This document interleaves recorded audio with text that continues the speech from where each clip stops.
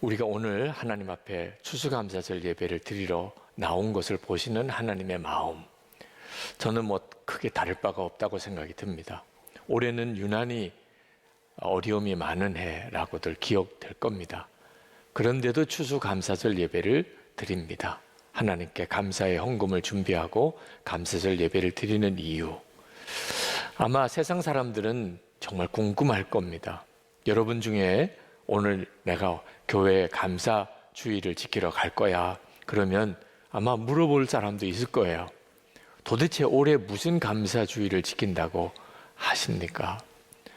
당신의 형편이 어려운 것도 내가 아는데, 다른 해보다도 유난히 올해는 더 힘든데 그래도 무슨 감사를 드립니까? 그렇게 질문하는 분들도 있을 거예요. 혹시 누가 질문을 안 해도 여러분 자신이 스스로 그런 생각을 하시는 분들도 있을 겁니다. 베드로전서 3장 15절에 너희 속에 있는 소망에 관한 이유를 묻는 자에게는 대답할 것을 항상 준비하되, 내가 구원받았다, 나는 천국에 간다, 나 하나님의 자녀다, 우리가 그렇게 고백할 때 그 이유를 묻는 사람에게 대답할 것을 준비하라. 그래서 그게 전도죠. 여러분들에게 감사의 이유를 묻는 사람들에게도 똑같이 대답할 것이 준비되어 있어야 합니다. 여러분, 오늘 추수감사주일 예배를 드리는데 실제로 무엇이 그렇게 감사한가요? 어려운데도, 어느 해보다도 쉽지 않고 앞으로도 그렇게 예상되는데도 감사하는 이유가 도대체 무엇인가요? 그런 감사의 이유가 분명한가요? 그렇죠. 예수를 믿은 우리에게는 형편과 처지에 상관없이 우리는 감사할 이유가 있습니다. 천지를 지으시고 말할 수 없는 은혜를 주시는 하나님을 믿으니까요. 그게 우리가 감사하는 이유입니다. 여러분, 명절이 되면 어떻게 해서든지 부모님이 계신 사람들은 부모님께 가서 명절을 같이 보내고 인사를 하고 선물도 드리고 그렇게 하려고 하죠. 오고 가는 길이 그렇게 많이 시간이 걸려도 그렇게 가려고 하잖아요. 왜 그렇죠? 그 해 부모님으로부터 특별히 뭘 더 많이 받아서 그렇습니까? 부모님이 계시니까. 그러니까 부모님께 가서 명절 인사도 드리고 선물도 드리고 그러려고 하는 거잖아요. 우리에게 있어서 감사주일은 하나님을 내가 믿으니까 내가 하나님께 감사를 드리는 거예요. 독일에 있는 어느 성도님이 혀에 암이 생겨서 결국은 혀를 절단해야 될 사정이 되었습니다. 혀 절단하는 수술을 하는 날 의사가 당신이 이제 아무 말을 못하게 될 텐데 당신이 꼭 하고 싶은 말을 지금 마지막으로 하세요. 그때 그분이 눈을 감고 한참을 생각하다가 눈물을 흘리면서 3마디 고백을 했습니다. 하나님 감사합니다. 하나님 감사합니다. 하나님 감사합니다. 그 고백을 듣고 의사도 간호사도 가족들도 다 울었어요. 성도의 본능, 영적인 본능입니다. 만약에 내가 정말 마지막으로 말하고 그 다음에 말할 수가 없다면 무슨 말 할 수 있을까? 하나님께 감사하다는 것을 내 입으로 고백할 수 있는 마지막 기회라고 생각이 되는 이런 심정을 하나님을 진짜 안 믿는 사람은 누가 이해할 수 있겠어요? 그러나 하나님을 정말 믿는 사람에게는 그건 너무나 당연한 본능과도 같은 일입니다. 여러분, 어려움이 많을수록 우리가 우리의 마음을 지켜야 합니다. 두려움, 염려, 또 분노 또는 우울증, 별의별 마음의 공격을 당합니다. 그때 우리가 반드시 해야 할 일은 마음을 평안하게 지키는 것입니다. 그래서 골로새서 3장 15절에 이렇게 말씀합니다. 그리스도의 평강이 너희 마음을 주장하게 하라. 여기서부터 하나님의 인도를 받는 거예요. 내 마음의 평강을 지키는 것. 기도를 언제까지 해야 됩니까? 내 마음이 평안해질 때까지. 두려움이 떠나고 염려가 떠나고 분노하는 마음이 사라지고 내 마음에 우울한 마음이 떠나고 평안한 마음이 올 때까지 그렇게 기도하는 거예요. 하나님은 반드시 그렇게 역사하세요. 그러나 마음이 평안해진 것으로 끝 아니에요. 마음은 거기까지 지키는 게 아닙니다. 반드시 감사합니다. 이 고백이 나올 때까지 가야 비로소 우리가 마음을 지킨 거예요. 어려움이 생기고 시험이 오고 별의별 말을 듣고 해도, 죽을 것 같은 위기가 와도 하나님께 기도하면서 내 마음이 평안해지고, 그리고 하나 더 나아가서 하나님 감사합니다. 그러면 반드시 하나님이 우리 삶을 책임지세요. 그래서 15절 하반절에 너희는 또한 감사하는 자가 되라, 그렇게 말씀한 거예요. 추수감사절에 우리가 정말 이 말씀대로 해야 합니다. 올해 어려운 일, 힘든 일 참 많고 앞으로도 그런 예상이 되지만 감사하는 자가 되라. 여기까지 가야 우리는 이 어려운 때를 이겨낼 수 있는 거예요. 제가 부목사로 처음 부임해 갔을 때, 그때 일을 가만히 돌아보면 참 어렵고 힘든 일이 많았었어요. 그런데도 그렇게 감사하고 기쁘게 일했어요. 제가 왜 그렇게 감사하고 기뻤나?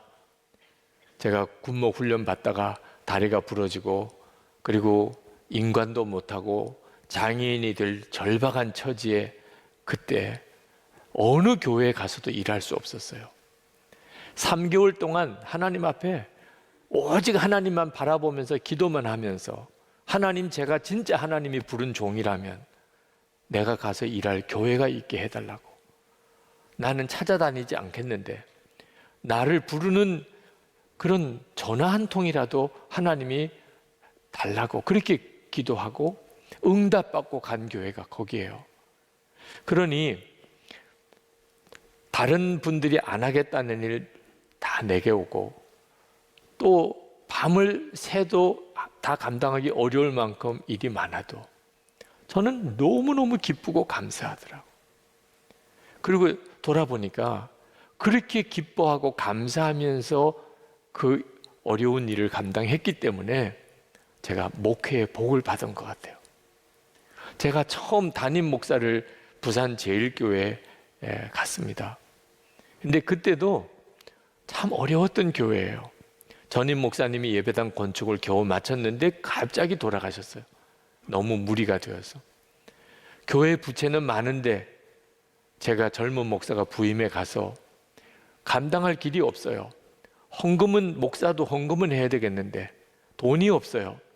그래서 제 아내와 의논하고 1년 동안 교회에서 받을 사례비를 다 교회 건축헌금으로 약정해서 드렸어요. 뭐 먹고 살아요, 목사는. 그래도 기뻤어요. 그래도 너무너무 감사했어요.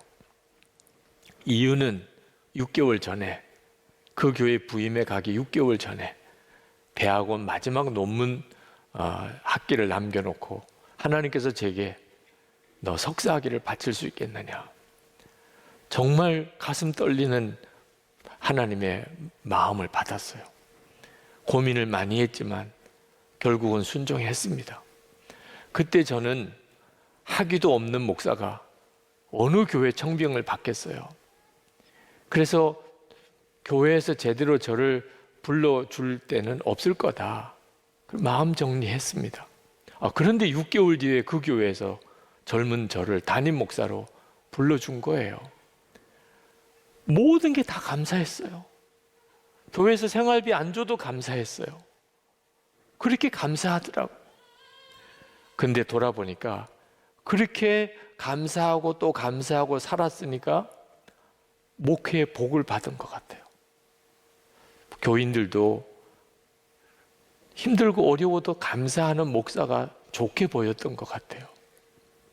여러분, 사람들도 힘들고 어려운데 그것을 오히려 감사하며 그렇게 일하는 사람을 다 좋게 생각합니다. 그게 사실 잘 되는 비결이더라고요. 다 주목해 보고 있어요. 힘든지 어려운지 다 알아요. 그런데 다 감사만 하고 살면 어떤 사람이 환영 안 하겠어요? 하나님도 마찬가지세요. 하나님도 우리가 어떤 형편인지 다 알아요.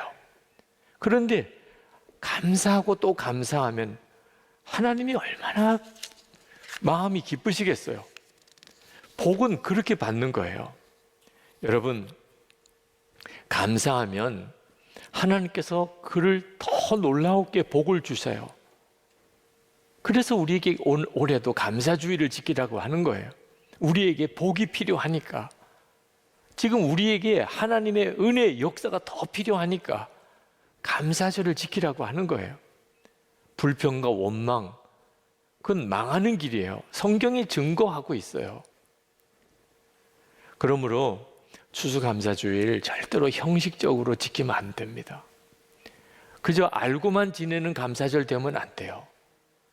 아유, 오늘이 추수감사주일이었어? 이렇게 넘기면 안 됩니다. 그건 사실 망하는 것과도 같아요. 출애굽기사 23장 15절에 보면 하나님께서 감사절을 지키되 빈손으로 내게 보이지 말지니라, 이런 말씀을 하셨어요. 참 하나님답지 않은 말씀입니다. 하나님이 우리 재물이 뭘 더 필요하시겠어요? 모든 걸 다 하나님이 주신 건데, 그런데도 하나님이 감사주의를 빈손으로 지키지 마라. 하나님을 위해서가 아닙니다.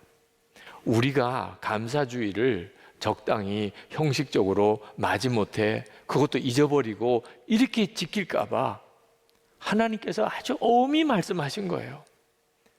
하나님의 마음은 너무너무 간절한 거예요. 우리가 정말 하나님이 복을 주실 자가 되게 하기 위해서 그러신 거죠. 우리 교회가 17년 전에 재창립했습니다. 우리 교회 역사가 선한 목자 교회 이름으로는 한 17년이 돼요. 그런데 17년 동안 매 감사주의를 지킨 거예요. 가만히 돌아보니까 참 어려웠던 시절이 많았어요. 어느 해나 감사할 것만 있었던 해는 없었어요. 어떤 때는 교회 존폐 위기에 몰렸던 때도 있었습니다. 그래도 어느 해나 감사주일이에요. 하나님 감사합니다. 올해도 감사합니다. 하여튼 어떤 해든지 감사로 인을 쳤어요.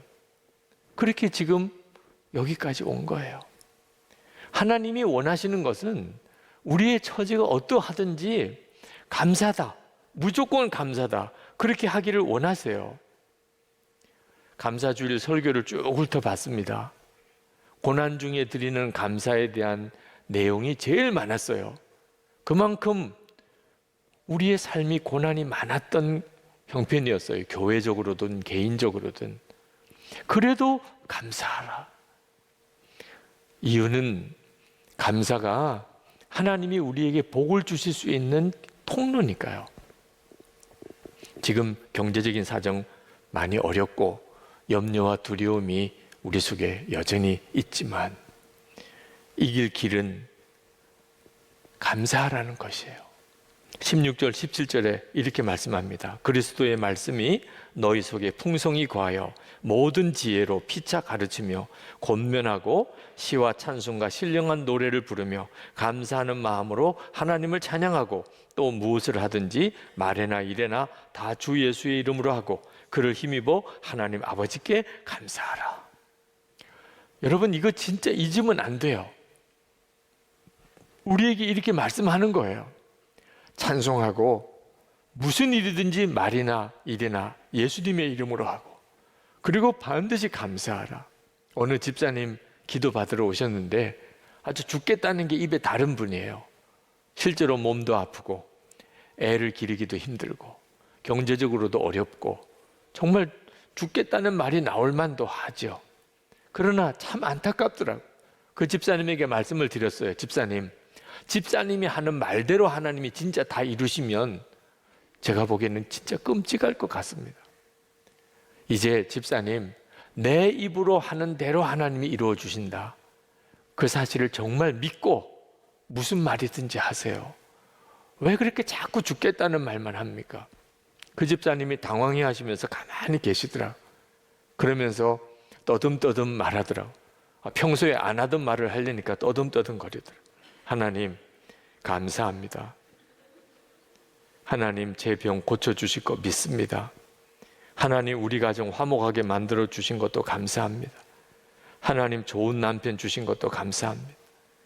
약한 몸을 힘들게 아이를 낳았지만 이제는 아이를 안아서 일으킬 수도 없을 정도로 건강한 아이 되게 해주신 것도 감사합니다.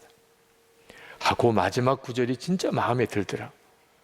그 애 기르기도 힘들다고 이러던 분이 말을 해도 그 낳을 때 그렇게 약하게 낳았는데 지금은 안기가 힘들 정도로 건강하다. 그래서 감사하다. 똑같은 말인데도 말을 그렇게 하니까 감사가 되더라고. 여러분, 이것이 우리가 할 일이에요. 그 다음에는 하나님이 우리의 감사에 응답하시는 거예요. 많은 교인들이 담임 목사로서 솔직히 덜 아슬아슬한 것이 추수감사절이 왔는데도 별 마음이 없어요.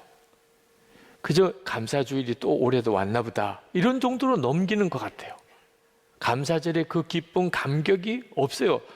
제가 어릴 때는요, 솔직히 저희 부모님과 어른들이 마치 추수감사절 지키려고 1년을 사신 분 같아요. 하여튼 추수감사절이 무슨 날이길래 저렇게 지키나. 솔직히 그때 한국교회 사정 어느 교회나 다 어려웠어요.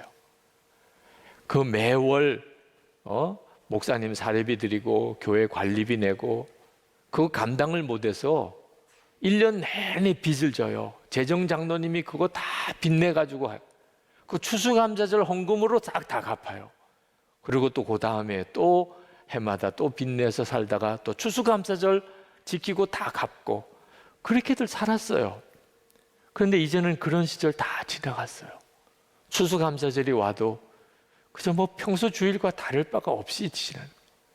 저는 그게 두려운 마음이 드는 것이 감사 조건이 없어서 그렇다면 차라리 하나님께 책임이 있겠지만 하나님이 은혜를 많이 주셨는데 잊어버리고 사는 것 같아요. 무슨 감사할 게 있는지 다 잊어버린 것 같아요. 기억하면 그럴 수가 없는 거죠. 여러분, 하나님이 은혜를 주셨는데 그걸 기억도 못해요.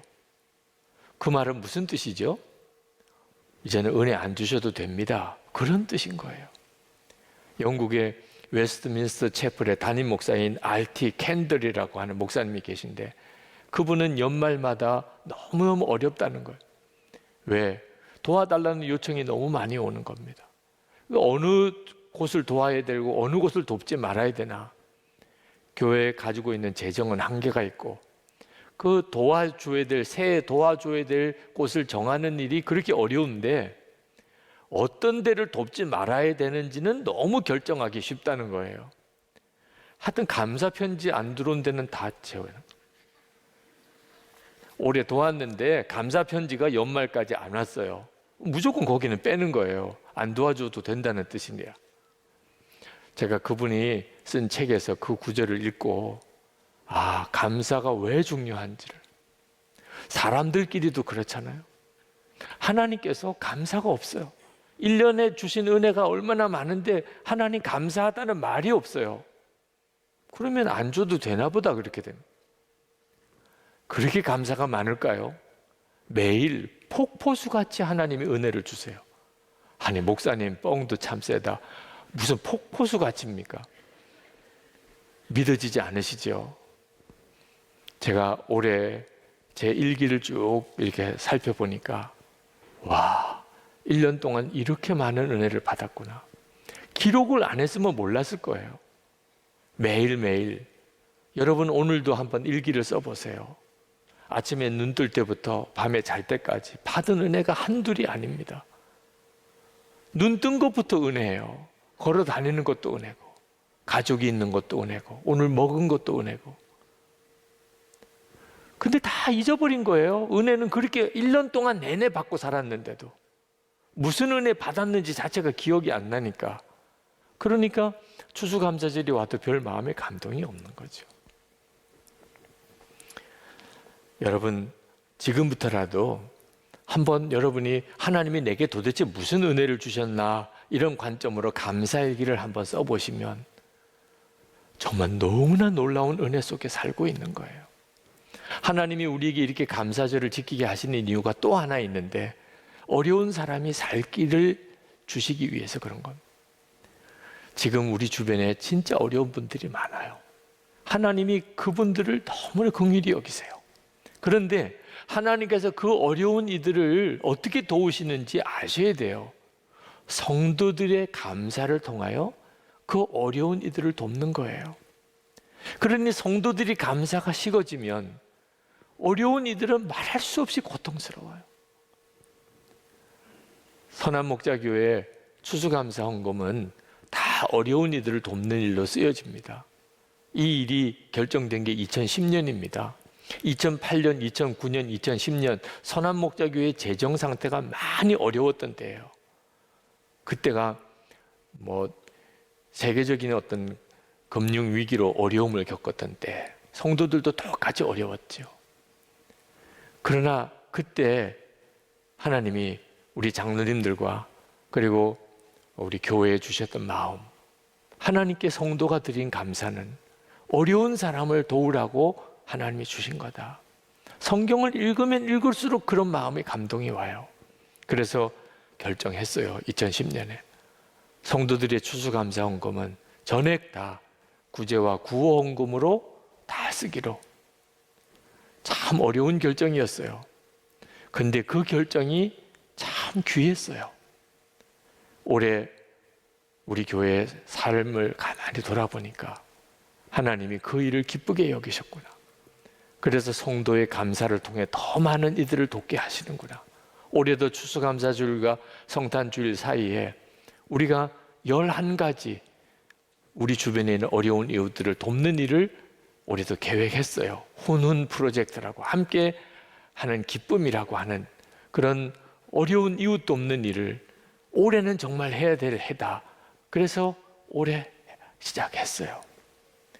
우리 교회 주변에 있는 상가들 사랑의 손소독기를 나눠드리고, 혹한기에 우리 주목자들 얼어 죽지 않도록 그들 입소할 수 있는 생활시설을 우리가 지원해드리고, 동부구치소에 떡을 해서 희망의 떡 나눔, 사랑의 김장김치 나눔, 한부모 가정에다가 이불을 우리가 도와주는 일, 성탄절에 주목자들 성탄 식사를 우리가 준비해서 대접하는 일, 그리고 우리 교회 주변에 한 500가정의 어려운 가정을 지금 명단을 정리하고 있어요. 성탄절에 꼭 받고 싶은 선물이 뭡니까? 그 가정에서 우리는 이게 필요합니다. 이게 필요.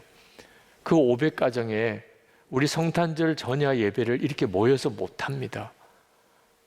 그러면 우리 교회 바깥에 성탄절을 지냅시다. 그래서 500가정 어려운 가정을 이번에 도와주려고 합니다. 이 일을 하나님이 기쁘게 여기실 거라고 믿는 거예요. 여러분, 지금 우리 주변에 성도들의 이 복을 받은 성도들의 감사를 통해서 구제할 이들이 너무너무 많아요. 하나님께서 우리 교회 성도들에게 복을 주실 이유가 뭡니까? 성도들의 감사를 통해 어려운 일을 돕자는 거죠.